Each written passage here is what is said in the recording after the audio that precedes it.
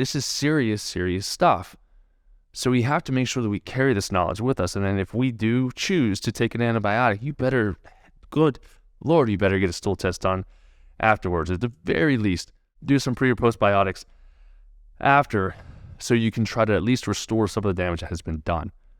But there is some literature that said even just one round of antibiotics can completely or permanently alter your microbiome.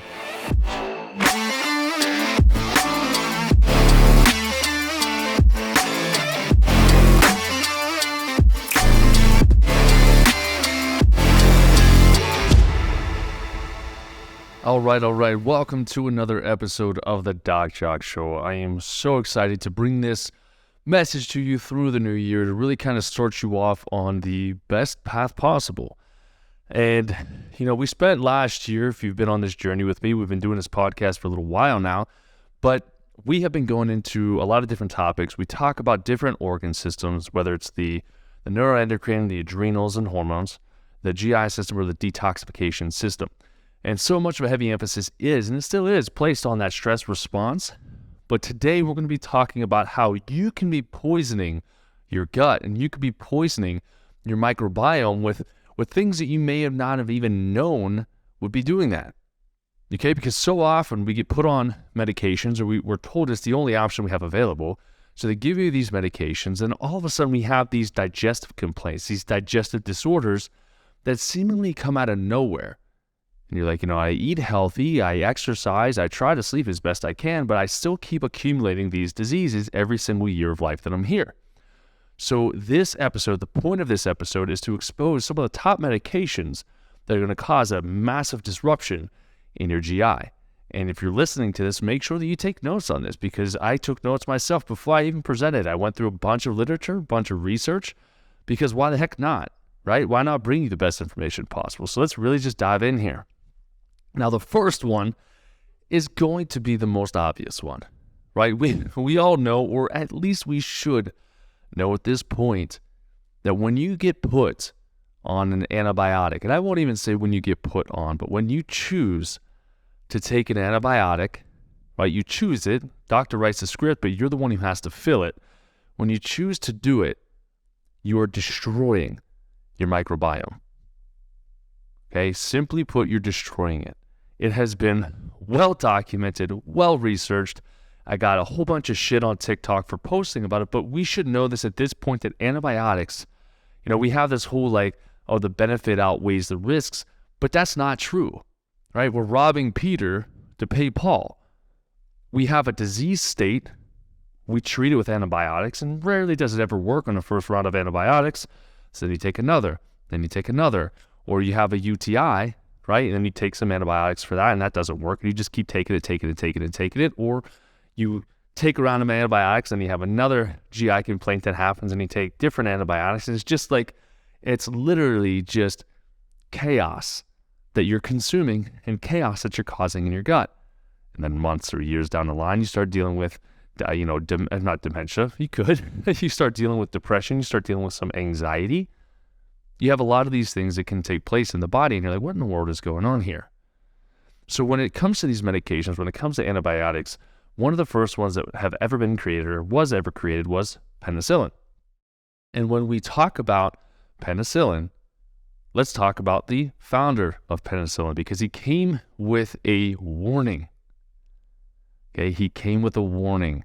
It's really important to note. What do I mean by a warning? That means when he developed, Dr. Fleming, when he developed penicillin, he found that yes, it can treat certain bacterial overgrowths in the body. It would work as an antibiotic.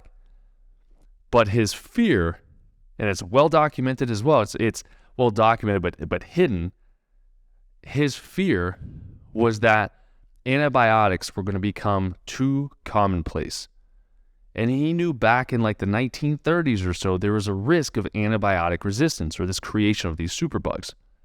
Right? We've all heard of superbugs at some point in our lives, which basically means we keep trying to treat them with antibiotics and you can't freaking kill them, because they evolve into unkillable creatures that live within us, all stemming from antibiotics. So way back in the 1930s, this information was out there, but they chose to suppress it. Now, back then, they weren't using antibiotics as regularly as we do now. And it's kind of a part of our new kid bundle kit, right? New baby bundle kit. You come out, right? Like, oh no, you may have had group B strep. Let's treat you with antibiotics. Or the kid, they have an ear infection, they have an earache. They might have sinus pressure. They may have these other complaints that are going on, and doctors are going to write them a script for an antibiotic. Okay? Now, if you're listening to this, because again, I got berated on TikTok, and I don't give a shit about your experience. Quite honestly, I don't care about your experience. What I'm saying is the majority of people, and I'm talking at least 90% of the people that I speak to as patients coming to me, are being mistreated, misused, and abused by normal medical doctors, and are being overprescribed antibiotics. And it's not doing anything. Not only that, but they try to treat a bacterial growth with an antibiotic. It doesn't freaking work. They never retest it to confirm it. They just send the patient all the way, or they just keep having them take antibiotics time and time and time again. It's not going to do them good. It's just going to continue to do them harm. So antibiotics are going to be horrible for you. There's another guy who knew Dr. Fleming really, really well, Alexander Fleming, really well. His name was Dr. Bill Franklin. And he, again, was a guy who knew him and was like, listen, guys, like, this guy was all about being careful with antibiotics. And if you weren't, he knew, okay, Fleming knew the risks associated with that. Okay? And so this is serious, serious stuff. So we have to make sure that we carry this knowledge with us. And then if we do choose to take an antibiotic, you better, good Lord, you better get a stool test done afterwards. At the very least, do some pre or postbiotics after, so you can try to at least restore some of the damage that has been done. But there is some literature that said even just one round of antibiotics can completely or permanently alter your microbiome. Now, if we're starting kids off at life, they're having these infections. Now, there's usually like a watch and see that they'll do, and they're not supposed to prescribe antibiotics for children younger than 2 years old. But even then, you give a young digestive tract antibiotics, and the antibiotics are just going to completely destroy it and leave these kids up for destruction later on in life. So you have to, honestly, you have to understand the risks associated with these things. Okay, and people are like, what do you do? What do you do? Well, first off, practice good hygiene. Make sure you wash your hands. Make sure you take care of yourself. Make sure you eat healthy, right? I get into this battle, again, TikTok. I hate TikTok. And if this is getting posted to TikTok, yes, I hate the majority of people on there. It's just everyone thinks that they're a doctor on there, and they're not. And they don't know what the heck they're talking about. They just want to spew hatred on there, and it drives me nuts. So I am combating your hatred with hatred. I just don't care for y'all. When you have these types of situations happening, when you're having antibiotics happening, you have to be aware of the damages that are going to be done. Okay, you could do natural things. You can do colloidal silver. You can do garlic. You can do berberine. You can do biocidin. You could do all these other things, or you could support the normal GI tract. Okay, work on the probiotics. Work on eliminating infection from a holistic standpoint and rebuild the body. My kids have never had an ear infection. They've never had any antibiotics in their life. And I have a 4-year-old and a 2-year-old. And a lot of people are like, wait, how does that happen? Well, adjusted from birth, eats the best quality food you could possibly have, and they're loved on. They get great sleep. They're nurtured. Yeah, they get sick every once in a while, but we don't run quickly to give them drugs, right? We support their immune system. We give them some vitamin C. We give them some vitamin D. We give them some other holistic supports that can help to boost their immunity. I strongly recommend parents, if you're listening to this, do the same thing, or reach out, DM me on Instagram, reach out, and I'll let you know what we do with our kids. Okay? Moving on from that, the next drug. So the first one is antibiotics, the obvious one. The second one is going to be Proton-Pump inhibitors. It's another one I don't like. I don't like at all, because I was on it. This was a textbook thing that I went through. All right, so Proton-Pump inhibitors, what their goal is to do is to try to lower or completely eliminate your stomach acid. Right? They use it in treatment for GERD or acid reflux or other GI problems. But up to 70% of the people taking these Proton-Pump inhibitors don't notice any difference being on or off of these medications, such as Prilosec or omeprazole, more or less. All right. And then what happens is you're actually damaging your stomach. You're suppressing your stomach acid, which means you're not breaking down your food properly, which leads to higher rate of food sensitivities. The other thing it's going to do is it's going to cause inflammation in your gut because your food isn't going to be properly digested into that chyme that's supposed to go through and get pushed through the gut. The other thing that the stomach does is it sterilizes the food. So if you have parasites in your food, like sushi, for example, or you have E. coli on a head of lettuce that you got at the grocery store, these infections are going to be able to slip right through that stomach, go right into the small and deposit in the small or large intestines. Not only that, but it allows for bacterial overgrowth. It can allow for SIBO or SIFO, so fungal or bacterial overgrowth. So there's all these things that can happen just from taking a pill because you don't want to change your diet, or you don't want to address, maybe I have a gut infection, maybe I have H. pylori, right? Run a stool test before you jump the treat. Or every time you eat hot wings, maybe don't eat freaking hot wings. Maybe your body has a sensitivity or an allergy to one of those foods that you're consuming. Eat smart, eat responsibly. Eating 500 grams of sugar a day during Christmas, and you're like, oh, I have acid reflux, I need Tums. No, you don't. You don't have acid reflux because you don't have Tums. You have acid reflux because your stomach can't break this food down. And not only that, but people need to understand that yes, some of these conditions may start by having too much stomach acid. Logically, that makes sense. Acid reflux, increase in acid, like, ooh, it burns. But in fact, as time progresses, we jump on Tums, we jump on Prilosec, or we're just becoming American. We have a constant state of stress that we deal with from childhood age all the way up to being an adult, all the way to retirement. Stress all the time.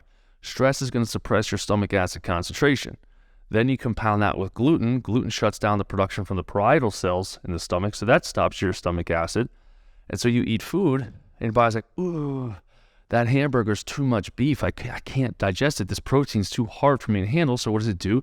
The stomach tries to contract and actually push it up, and it starts to wear away the esophagus, hence acid reflux. Then it leads into gastroesophageal reflux disease, right, where it's destroying your esophagus. According to the doctors, I should have had a stomach surgery or stomach cancer at this point in my life. I don't have to worry about it. I had an H. pylori infection. I killed it, I healed from it, and I'm back on track. It feels fantastic. Okay, so these are things, again, to be aware of. Don't just jump to medications.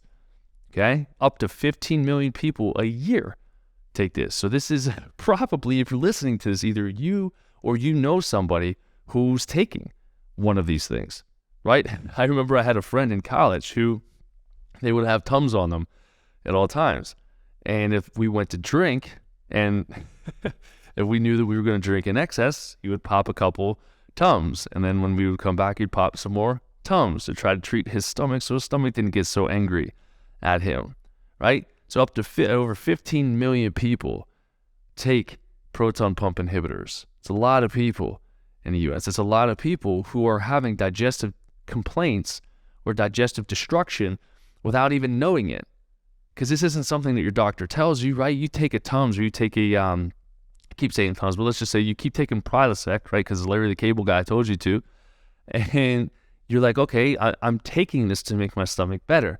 I don't have any stomach symptoms, so I must be better. And this is where a post I posted the other day was, health is not how you look or how you feel. Health is how you're functioning. 100%. All of your organs, every single organ, cell, and tissue need to be functioning 100%, 100% of the time.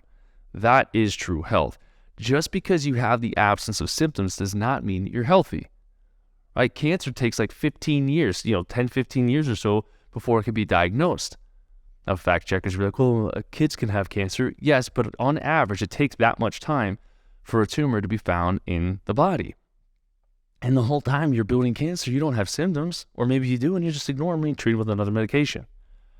So Prilosec, the proton pump inhibitors, it's something that if you're on one, make sure that you get yourself, well, all of these, make sure that you get yourself tested. Get yourself stool tested, do a GI map. Don't go to your freaking GI doctor. They do not know what they're doing. They will not test you appropriately, and they will not give you the answers to why you're sick. They're going to give you another medication because medical doctors, GIs especially, are only going to test what they can medicate. Okay, and really that's across the board, right? Because I have a lot of people like, why doesn't the doctor test for this? Why doesn't the doctor run this test? Well, because if they find that your probiotics are altered, or they find that you have achlorhydria or hypochlorhydria, right? Too little or no stomach acid. What are they going to do with it? I don't know. Just figure it out. They don't know. It's not in their wheelhouse. So you have to make sure, again, you know what you're what you're going into. You can't be mad going to a bike shop and asking questions about a car to somebody who works at a bike shop. It just doesn't make sense. Yeah, they have tires on it, sure, but it's a different language, right? You can't expect them to give you proper answers. Next one, and this one over 30 million people take a year. Non-steroidal anti-inflammatories, NSAIDs, right? We've got our aspirins. We've got our ibuprofen, Celebrex, naproxen. What is this going to do for us, right? And no, which is funny about this is most joint pain, aches and pains, etc., inflammation of the body is going to be caused in the gut. If you take one of these things and you're going to cause damage to the gut, which is then going to increase the pain and inflammation that you have, even though that short duration you take, you might feel a little bit better, right? It's like you have a wildfire that's going on right now, and you're like, well, I'm standing right here. I'm just going to spray the hose right here. Okay, fire's out for now. I'm good. And 10 minutes later, fire takes over that area again, right? You're just band-aiding it. It's not going to give you the results you're looking for, not long-term anyways, right? So NSAIDs, what do? So they actually destroy the lining of the gut. So the tissue, the lining of the intestinal tract gets destroyed from taking NSAIDs, okay? Like pokes holes in them. And what it's going to do is increase gut permeability. And in functional medicine, layman's terms, we call that leaky gut. Okay, so we have leaky gut, which means we're going to have more food sensitivities, more food allergies, more systemic inflammation. Yeast can go systemic. We can have more food sensitivities, more food allergies, increased cholesterol, increased triglycerides, a whole list of things, right, that you probably didn't know is going to happen by taking an ibuprofen, right? So knowing these things is very powerful. So it's going to cause a lot of damage to the body, so be prepared. Even if you have an ache and pain, man, figure out why and do your best to fix it, right? And I know if you're like, oh, I broke my leg in half, what am I supposed to do? I mean, if you're going to take it, know that your gut is going to be damaged from it. And don't be mad if your gut is damaged from it because you chose to take it, okay? I really don't remember the last time I took one of those. I really don't, looking back at it. I don't remember. But still, I've taken them throughout my life, for sure, I have. But it shouldn't be something that's constantly in the medicine cabinet that you're taking on a daily basis, right? Oh, wait a second. What if I have a heart condition? What if I'm told to take a baby aspirin a day? This one just came to me, right? What's it doing? Causing inflammation to the gut, right? Slowly wearing it down. Then you're going to have more systemic inflammation. More inflammation means the thicker your blood is, which means the higher your blood pressure is going to go because your heart has to work harder to pump the blood that's thicker to get through the veins and through the arteries, right? Do you see how all this stuff doesn't make sense when you look at standard medicine? I don't know how these people are still getting away with what they're doing. They're not ever fixing anything. They're just band-aiding us to try to extend our life. Not the quality of it, but just extending our life. They're trying. It's not working, okay? It's not. It's like spraying over your check engine light. I've said it a million times. What next, okay? This one, I think a lot of people are aware of this, but chemotherapy, okay, chemo. So the way that chemo was actually derived, this was from, I believe it was Agent Orange. You can find it as Agent Orange or napalm, either one. It was a bioweapon that they used, and it completely destroyed human beings. They're like, wow, this stuff is very potent. What is this? Well, they were able to find out that this substance, chemo, now called chemo, because they don't want to call it Agent Orange, that'd be weird, right? Chemo goes after and it kills the fastest replicating cells in the body. Cancer replicates very quickly. Hair follicles, very quickly. Gut lining, very quickly. One of which you see superficially. You see the hair. A lot of people getting chemo are going to have hair loss. Why? Because it's killing the hair cells. So when we talk about the GI, it's going to destroy the GI. Okay, it's going to poison the whole entire digestive tract. And more research is coming out and saying, if you're doing these forms of treatment, if you are doing chemotherapy, take some prebiotics or probiotics to try to nourish your gut before, during, and after you get treatment. Okay, not only on top of that, but this is my own personal opinion, I don't understand why you would jump immediately to chemo without fixing your gut first. 80% of your immune system's in your gut. Why wouldn't you work with building yourself up before you completely tear yourself down? Chemo is going to suppress your immune system so much. A lot of people with chemo come out with fungal infections, so yeast infections, candida overgrowth, different bacterial overgrowths, C. difficile overgrowths. All right, they're left in a weakened state, and then they just get a breath of fresh air, they get pounded with chemo again. Make sure if your loved one is on or doing chemo that they are paying attention to the gut.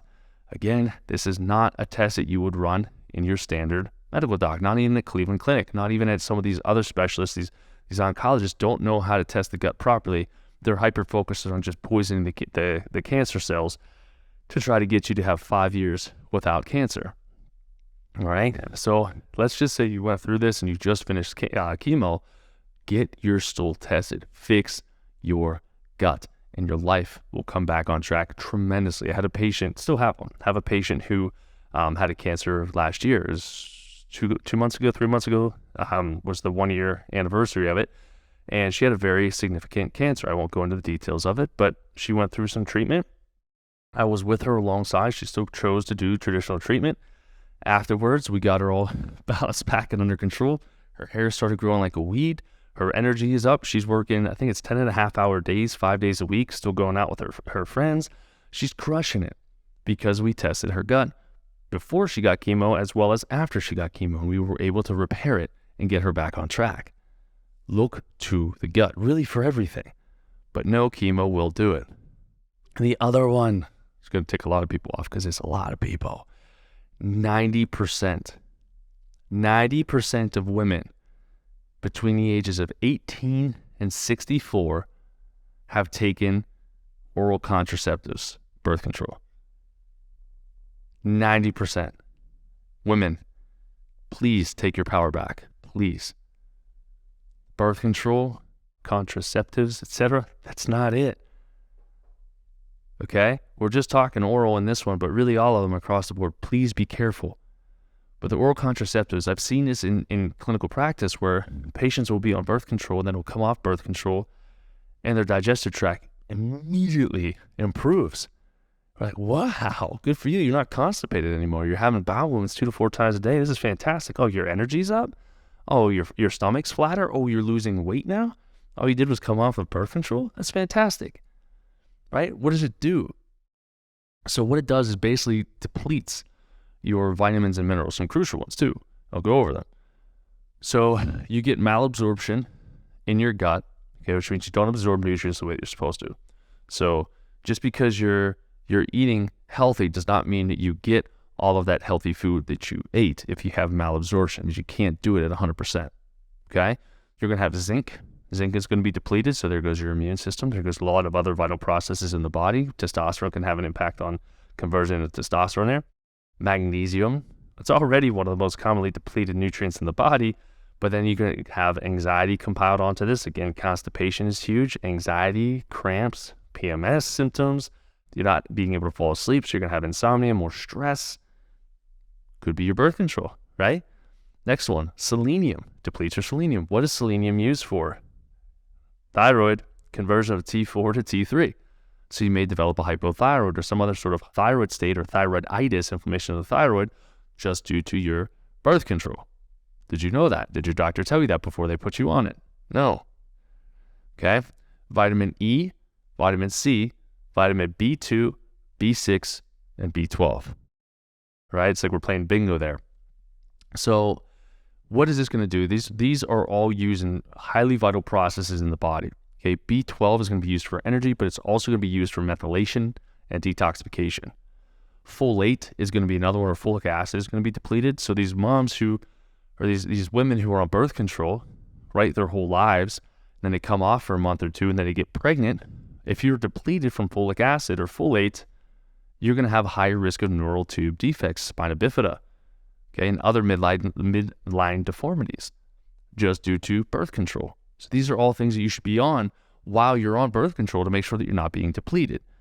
Another thing that I've talked about in a previous podcast, women, if you're on birth control and you're still choosing to be, make sure that you're at least taking a multivitamin to supplement some of the stuff back in. Okay? Don't be depleted. Your body will not function properly.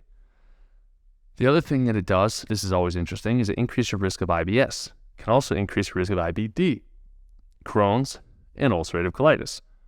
They don't go over that with you, do they? No, because it alters your gut microbiota. So know the risks. It also contributes to candida overgrowth, right? So candida is going to lead to weight gain. It's going to make you crave sugars. It's going to make you feel horrible. It's going to throw off your complexion. You're going to have rashes. You're going to have vaginal discharge, right? All the symptoms that every single woman always grows up wanting to have, right? All from birth control. The other thing is you can have birth controls, or these oral contraceptives that have a strong estrogen component to it, which then leads into an estrogen dominant type state, which again, there's weight gain, there's an increased risk of cancer. Knowledge is power. Next here, we've got antipsychotic drugs. Okay, so antipsychotic drugs is going to cause dysbiosis, and it's also going to cause metabolic syndrome. Okay, metabolic syndrome, heart disease is one of the top killers in the United States. Now, COVID is helping to contribute to that being or staying as the number one cause of death because they don't want to say COVID. What is it going to do? When you have antipsychotics, it's going to increase your blood pressure, increase your cholesterol, increase triglycerides, impairs glucose metabolism, which means you can't break down glucose, absorb it, and do everything you're supposed to, which can then lead to insulin resistance. It's going to cause weight gain.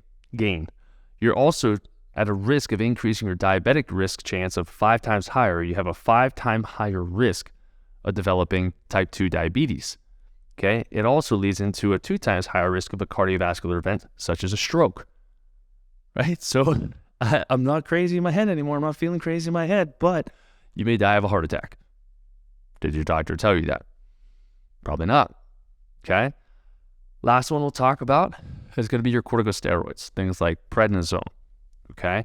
Prednisone, these types of things are going to suppress your immune system, usually typically due to an autoimmunity, right? And chronic use is going to destroy your immune system completely. So then you're going to be at a higher risk of developing secondary infections due to prednisone.